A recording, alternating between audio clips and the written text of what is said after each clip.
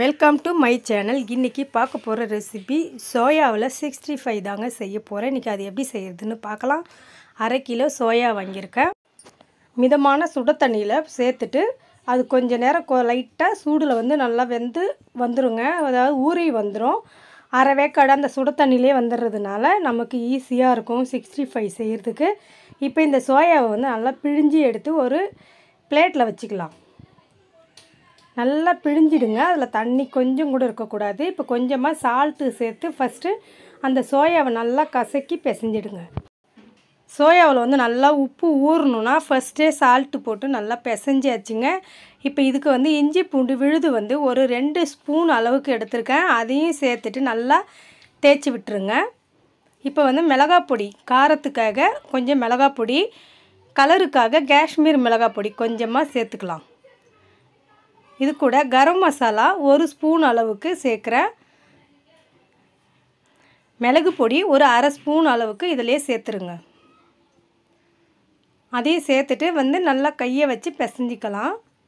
காரத்துக்காக நான் கொஞ்சமாக சேர்த்துருக்கேன். நல்லா பிசைஞ்சி விட்டுட்டு மைதா மாவு ஒரு 1/2 ஸ்பூன் அளவுக்கு சேர்த்துருக்கேன். அரிசி மாவு ஒரு 2 ஸ்பூன் அளவுக்கு, கார்ன்ஃப்ளவர் மாவு 2 ஸ்பூன் அளவுக்கு சேர்த்துக்கலாம். சேர்த்து இதையுமே இந்த பவுடரையுமே மிக்ஸ் ஆகிற அளவுக்கு நல்லா பிசைஞ்சி விட்டுட்டு கொஞ்சம் கொஞ்சமாக தண்ணி சேர்த்து பிசைஞ்சிக்கலாங்க. ஒரு அரை மணி நேரம் ஊற வச்சுட்டு எண்ணெயில் பொரித்து எடுத்துக்கலாங்க. நீங்கள் போய் கடைக்கு போய் சிக்கன் வாங்கிட்டு செய்கிறதுக்கு பதில் இந்த மாதிரி செஞ்சு கொடுத்து பாருங்கள். பிள்ளைங்களும் ரொம்ப விரும்பி சாப்பிடுவாங்க. ரொம்ப சந்தோஷமாக இருக்கும். சிக்கன் சாப்பிட்ட ஃபீலே இருக்குங்க. அந்தளவுக்கு சிக்கன் 65 இருக்கும். இப்போ ஒரு வாணலில் கொஞ்சமாக எண்ணெய் சேர்த்து காய வச்சிட்டோம்.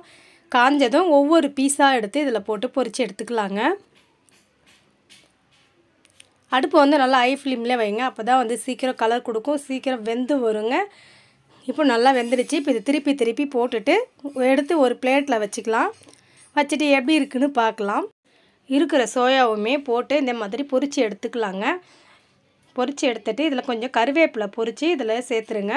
நல்லா கலர்ஃபுல்லாகவும் இருக்கும். அந்த கருவேப்பிலையுமே சேர்த்து சாப்பிட்டிங்கன்னா இன்னும் டேஸ்ட்டு சூப்பராக இருக்குங்க. இந்த கருவேப்பிலை பச்சையாக சாப்பிட்றதுக்கு பதில் இந்த மாதிரி சாப்பிடுங்க. நீங்களும் 65 சாப்பிட்ணுன்னா இந்த மாதிரி சோயாவில் 65 செய்து சாப்பிட்டு பார்த்துட்டு உங்களுடைய ஃபீட்பேக் எப்படி இருந்ததுன்னு கமெண்ட் பண்ணுங்கள் ஃப்ரெண்ட்ஸ். இந்த வீடியோ பிடிச்சிருந்தால் ஷேர் பண்ணுங்கள், லைக் பண்ணுங்கள், மறக்காமல் சப்ஸ்கிரைப் பண்ணி பெல் ஐக்கான் கிளிக் பண்ணி ஆள் கொடுத்துருங்க. இந்த மாதிரி டேஸ்டியான ரெசிபியோட அடுத்த வீடியோவில்